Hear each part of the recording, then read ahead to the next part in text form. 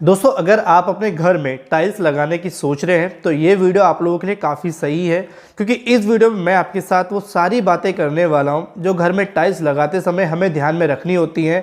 चाहे आपका एक नया घर है या आप अपने पुराने घर में प्लान कर रहे हैं, क्योंकि टाइल्स का काम हमारा एक ऐसा काम है जो बहुत ही नाजुक भी होता है और हमारा काफ़ी पैसा भी खर्च हो जाता है। और इसमें अगर हम कोई गलती कर देते हैं भोले अनजाने में, या हमें नहीं पता होता और हम किसी टाइल्स लगाने वाले मिस्त्री या कॉन्ट्रैक्टर पे बिलीव करके सारा काम उसी पे दे देते हैं, तो वो कहीं ना कहीं कुछ गलतियां कर ही देता है। तो क्यों ना आपको भी उन सभी चीज़ों से अवेयरनेस होना बहुत ज़्यादा ज़रूरी है। और इस वीडियो में मैं सभी बातें करूंगा जो आपको टाइल्स लगाते समय कहीं ना कहीं डाउटफुल करेंगी कि भाई ये कैसे होगा और ये कैसे चेक करें, क्या ये सही लग रहा है, कौन सी टाइल्स कैसे लगानी चाहिए, वो सभी चीज़ें कवर करूंगा।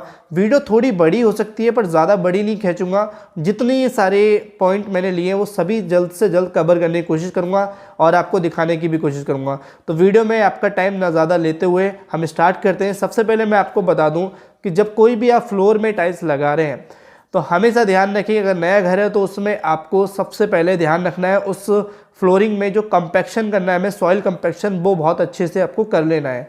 अक्सर क्या होता है नए घर में, क्या होता है जब आप सॉइल फिलिंग करते हैं तो वो उतने अच्छे से बैठ नहीं पाती है, या फिर आप कह लीजिए कि उसको बहुत अच्छे से कंपैक्शन लोग नहीं करते हैं।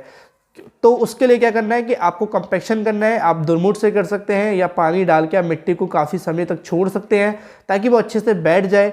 और बहुत से लोग क्या करते हैं सॉइल फिलिंग घर में काफ़ी समय के बाद कराते हैं, बट मैं कहूँगा कि आपको स्टार्टिंग में ही कर देना चाहिए ताकि धीरे धीरे काम उसमें चलता रहे तो मिट्टी बैठती रहे।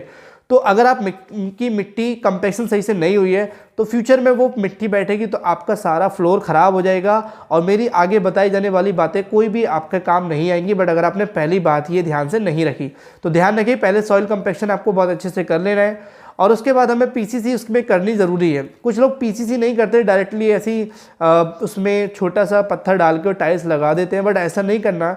हमें पीसीसी प्लेन सीमेंट कंक्रीट हमें करनी होती है। 3 से 4 इंच चाहे आप उसकी मोटाई रखें, बट आपको जरूर करनी है, क्योंकि इन फ्यूचर कभी कभी मिट्टी बैठ भी जाती है। क्योंकि जब आप नए घर बनाते हैं तो उसमें सेटलमेंट होता है और ये सेटलमेंट बहुत ही मतलब कह सकते हैं कि बहुत ज़्यादातर देखा गया है।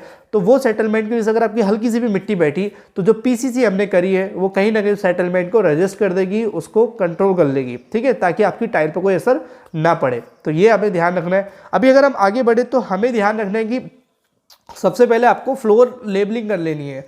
फ्लोर की लेबल हमें ज़रूरी है, क्योंकि जैसे मान लीजिए कि आपका कोई रूम है तो उस रूम में आपको लेबल मार्क करना ज़रूरी है कि भाई हमें किस चारों कोनों पे लेबल ले लेना है पीसीसी करने के बाद, और उन चारों कोनों को लेबल लेके आपको घर की दीवार पे और पास उतार देना है। आपका टाइल्स वाला इसको ध्यान से समझ पाएगा। बट अगर आप एक मकान मालिक देख रहे हैं इस वीडियो को तो वो आप उससे इतना ही बोल दे रहे हैं कि भैया पहले आप लेबल ले लीजिए, मुझे चारों कोनों पर लेबल मार्क करके दिखा दीजिए और उसके बाद ही आप टाइल्स लगाना स्टार्ट करना। कुछ लोग क्या करते हैं कि इसको नज़रअंदाज करते हैं, सिर्फ अपने एक्सपीरियंस के हिसाब से कहते हैं कि भाई हाँ हमने सही लगाई है, बट वो आगे आपको दिखती है बाद में। वो भी मैं बताऊंगा कैसे चेक करना है लेवल। अगर उसने लेवल लिया है तो फिर क्या ध्यान रखना है।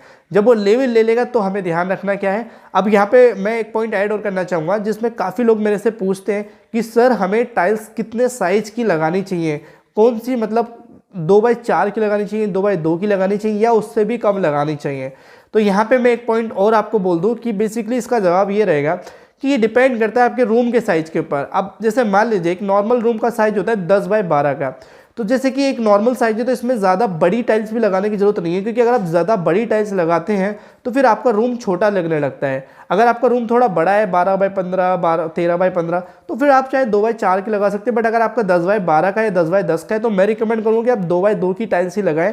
उसमें रूम आपका थोड़ा सा स्पेस फ्री दिखता है, बड़ी टाइल्स में थोड़ा छोटा लगता है।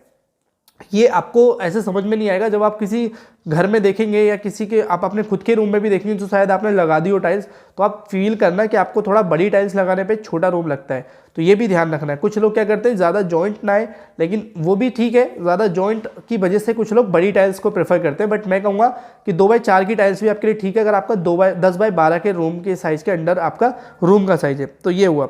अभी मैं आपको यहाँ पे एक चीज़ और ऐड करना चाहूँगा कि बेसिकली जब मैंने जो रूम का साइज़ बोला है इसमें यह भी ध्यान रखना कि कभी कभी रूम के साइज़ ओल्ड नंबर के होते हैं। जैसे मान लो 11x13 का, ठीक है, या 11x11 का, तो उसमें क्या होता है कि अगर 2x2 की टाइल्स आप लगा रहे हैं तो उसमें थोड़ी कटिंग आती है। वो कटिंग जो आती है कहीं ना कहीं देखो कटिंग तो आएगी, उस कटिंग को इस तरीके से डिज़ाइन आपको करना है, इस तरीके से रखना है आपको उस जगह पे जहाँ पे वो कटिंग आपकी फ्लोर में ना दिखाई दे।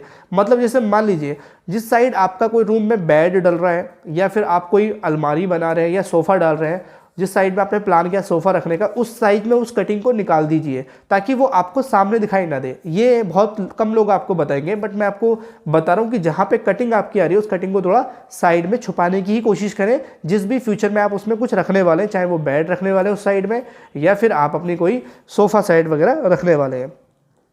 और टाइल्स को लगाने से पहले हमें इसका ध्यान रखें उस टाइल्स को पानी में अच्छे से तराई कर लें उसकी, क्योंकि बाद में उसमें टाइल्स तराई नहीं की जा सकती और आप तराई कर भी नहीं पाएंगे क्योंकि वो उससे कोई इम्पैक्ट नहीं पड़ेगा। लेकिन पहले अगर आप पानी में उसको अच्छे से फुला लेते, मतलब फुलाना नहीं कहेंगे, पानी में पिला देते हैं, उसको बैठा देते हैं, तो वो कहीं ना कहीं थोड़ा सा उसका जो सिरेमिक है वो अच्छे से एडेसिवनेस आ जाएगी, पकड़ आ जाएगी। अब यहाँ पे एक चीज़ और करेंगे, आपने सारी चीज़ें चेक कर ली। अब एक चीज़ और आती है कि टाइल्स लगाते समय हमें टाइल्स केमिकल से लगानी चाहिए या फिर जो हमारा सीमेंट मोटार यानी सीमेंट का और रेत का मसाला होता है उससे लगानी चाहिए। यहाँ पे भी लोग काफ़ी कंफ्यूज होते हैं। तो मैं आपको बोलूँगा, देखिए ये चीज़ है ना, मैं अगर आपको फ्यूचरली सोच पाऊँ, लॉन्ग लाइफ सोच पाऊँ टाइल्स की, तो ध्यान रखें कि आपको टाइल्स एडेसिव केमिकल की तरफ ही जाना चाहिए। वो केमिकल आप मार्केट में किसी भी कंपनी का ले सकते हैं। अगर मैं आपको प्रेफर करूँ तो 2-3 कंपनियाँ हैं, जिसमें एक अल्ट्राटेक का आता है, अल्ट्राटेक का CT-BT भी आता है, चाहे तो आप और कंपनी भी आती है, लेटेग्रिड का भी आता है, ठीक है, और भी त्रिमूर्ति टाइल्स एडेसिव आते हैं, तो ये सभी आते हैं, इसको भी आप यूज़ कर सकते हैं। अल्ट्राटेक का बेस्ट है तो वो आप यूज़ कर लेना, क्योंकि मैंने काफ़ी साइडों पे यूज़ किया भी है और अभी भी मेरी साइड पे टाइल्स वर्क चल रहा है तो वहाँ पे अल्ट्राटेक का CT और BT यूज़ हो रहा है। तो आगे बढ़ते हैं हम, जैसे मान लीजिए कि आपने केमिकल्स ले लिया, लेकिन एक चीज़ और ध्यान रखें, टाइल्स केमिकल जो आते हैं वो ध्यान ये रखना होता है कि टाइल्स का साइज़ किस हिसाब से। अगर आपकी बड़ी हाइट पे टाइल्स लग रही है वॉल पे तो उसका अलग आता है, नेचुरल स्टोन है तो उसका अलग आता है, फ्लोर पे टाइल्स लग रही है आपकी तो उसकी अलग आता है। तो वो आप मार्केट में पता कर लेना, क्योंकि ऐसे मुझे नहीं पता कि आप अभी टाइल्स कहाँ लगाने वाले हैं, तो है ये आप खुद क्लियर हो।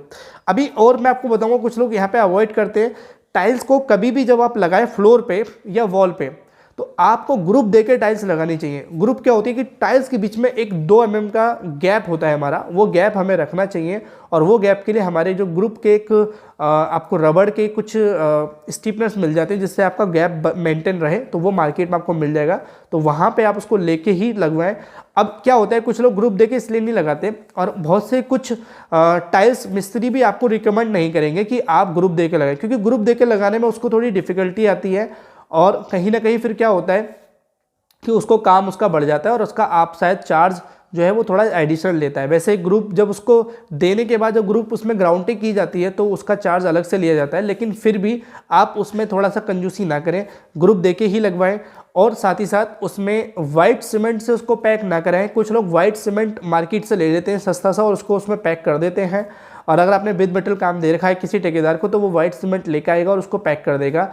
वाइट सीमेंट एक समय के बाद सूख जाता है और उसके बाद वो निकलने लगता है। शायद आपने अपने किसी जो घर में टाइल्स लग रही हैं अभी आपने, जहाँ भी आपका घर है वहाँ देखना, अगर आपने वाइट सीमेंट लगाया तो वहाँ पे वो टाइल्स में से केमिकल सीमेंट निकल जाता है और वहाँ पे धीरे धीरे पानी पेनिट्रेट होने लगता है, रुकने लगता है, तो पानी अंदर जाता है तो फिर आपके घर में नमी आने की संभावना ज़्यादा होती है। तो इसलिए टाइल्स ग्रुप देके लगाएं और साथ ही साथ उसमें ग्राउटिंग करें, ना कि उसमें वाइट सीमेंट लगाएं।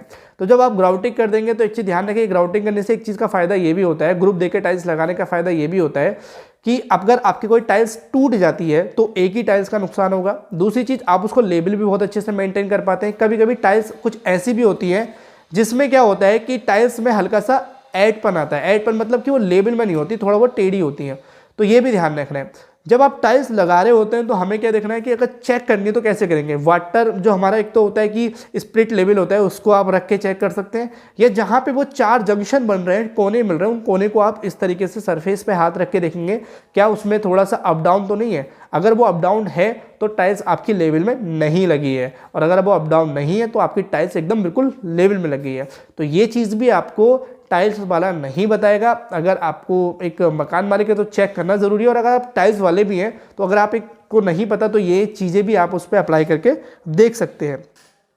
अभी मैं आपको और बताऊं, जब हम टाइल्स लगाते हैं तो हमें और पास उसका बॉर्डर भी देना पड़ता है, जिसको हम स्कार्टिंग बोलते हैं। स्कार्टिंग की जो हाइट हमें रहेगी वो ज़्यादा कम भी हमें नहीं रखनी और ज़्यादा भी नहीं रखनी। कुछ लोग 4-4 के वो 5-5 इंची रख देते हैं, बट वो सही नहीं होती है। आपको 3 से 4 इंची, मैक्सिमम 4 इंची की हाइट में स्कार्टिंग रखनी है, इससे ज़्यादा आपको रखने की जरूरत है ही नहीं।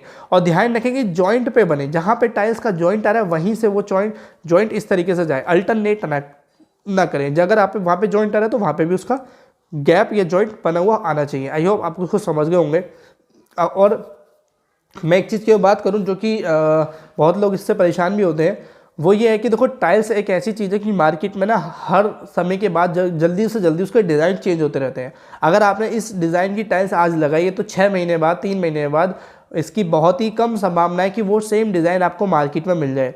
तो कोशिश ये करें कि जब आप जो टाइल्स लगा रहे हैं और जिस डिज़ाइन की, उसके डिज़ाइन की कुछ क्वांटिटी आप थोड़ी सी रखें अपने पास, क्योंकि फ्यूचर में कभी कुछ चीज़ गिरने से टाइल्स टूट जाती है तो वो टाइल्स आप निकाल के सेम उस डिज़ाइन की टाइल्स आप लगा सकते हैं, चाहे वो वॉल की टाइल्स है या फिर वो आपकी फ्लोर की टाइल्स है। तो ये भी हमें ध्यान रखना काफ़ी ज़्यादा ज़रूरी हो जाता है। तो आई होप आपको ये जो मैंने बातें बताई हैं, ये कुछ ऐसी प्रैक्टिकल बातें जो कहीं ना कहीं लोग इससे परेशान होते हैं, जिनको नहीं पता होता अगर आप टाइल्स लगा रहे हैं। तो मैं उम्मीद करूँगा कि ये वीडियो थोड़ी तो बड़ी होगी, बट आपको बहुत अच्छे से समझ में आई होगी। इनकेस अगर कोई डाउट रह गया या आप कुछ पूछना चाहते हैं तो कमेंट में आप टाइप जरूर करना, मैं उसका रिप्लाई आपको दे दूँगा।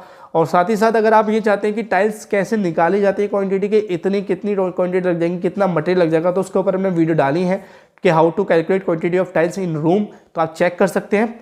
इनकेस अगर आपको कोई डाउट नहीं है तो प्लीज़ इस वीडियो को लाइक जरूर करना, और वैसे भी करना अगर है भी तो भी, क्योंकि डाउट तो आप कमेंट में टाइप कर सकते हैं, बट लाइक मुझे आप जरूर दीजिए।